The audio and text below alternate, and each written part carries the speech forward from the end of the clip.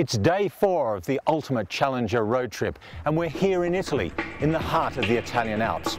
The reason we're here is behind me. That zigzagging road you see is the Stelvio Pass, and we're headed up it in the Challenger. 48 hairpin turns on this pass as it climbs to over 9,000 feet. So let's go for a ride. The Challenger needs full lock to get around most of the hairpins. It also helps to switch off the stability control because some of the corners are so tight with such a severe camber change on the apex that the inside wheel starts to spin and the system shuts down the power just as you need it. On a road that would be a tight fit for a compact car, the Challenger feels like a linebacker at a square dance.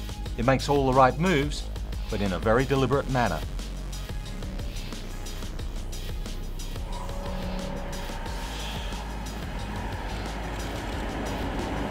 Well, here we are at the top of the Stelvio Pass, and just look at that road behind me. This is one of the world's great driving roads, but you've got to get here early because as soon as the sun comes out and dries it out, the motorcyclists are here in force. But time it right and you'll enjoy every single mile of this road. At the Stelios Summit, the Challenger was the centre of attention.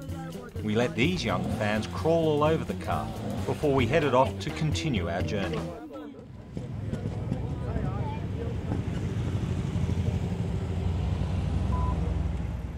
It's day 5 of the Challenger European Tour, and we have some unfinished business to attend to.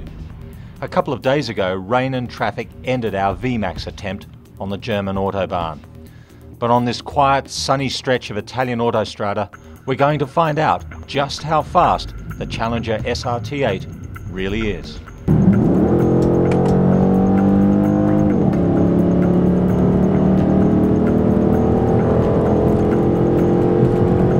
Miles an hour, 120, wind noise starting to build from the sunroof, 130,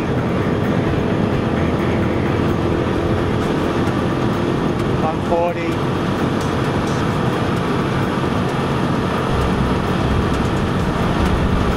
150.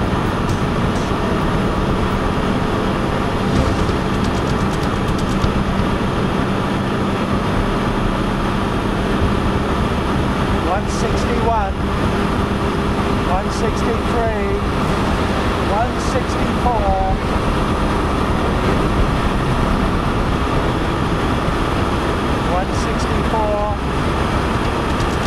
165, 166, 167, 167. There are a couple of bends in that stretch of road, and we went through them at 150, 155, even 160. It tracked nice and true with the sort of stability at speed you get out of a German car.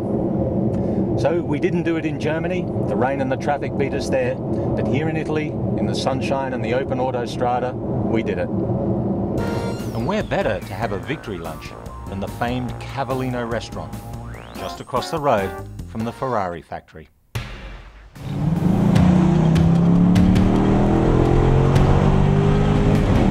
We're in the hills above Florence on the road leading to the Fiat Pass.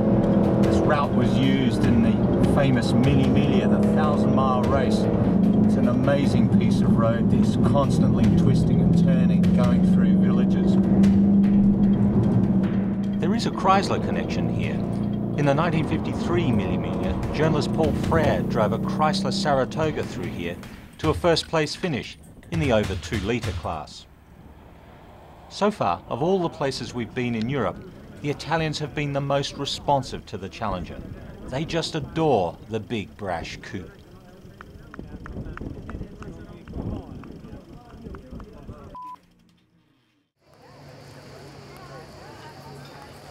We're here at Portofino on the Italian Riviera, a gorgeous little town tucked right on the edge of the Mediterranean Sea. There are no cars here in the main square, so you might ask, what are we doing here? Well, there is a Chrysler connection. You see, Portofino was the name of a concept car done by Tom Gale in 1987. It was based on a Lamborghini Halpa chassis. Now Tom's son Jeff did the exterior design on the Challenger, and we thought that was a good enough reason to come to this fabulous place. There's only one narrow road in and out of Portofino.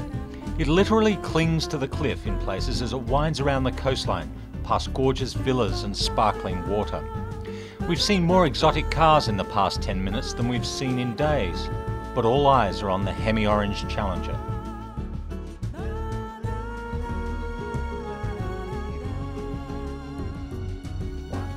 The big Challenger makes a bold statement in Italy's stunning Renaissance cities, but it's also an eye-catching ride on the crowded autostrada.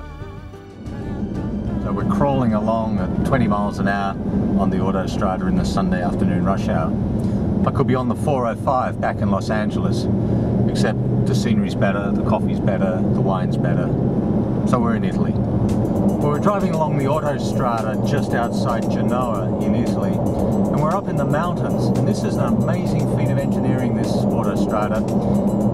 You're constantly going through tunnels, and when you're not going through a tunnel, you're going over a bridge. And so the whole trip, bridge, tunnel, bridge, tunnel. Coming off the autostrada, we spot these classic 1960s Fiat 500s. Barely half as long as the Challenger, and with an engine 1/12 the size, they seem like clown cars to us. Until we realise we've just put $170 worth of gas into the big Dodge. No wonder the small, frugal 500 was once Italy's top seller.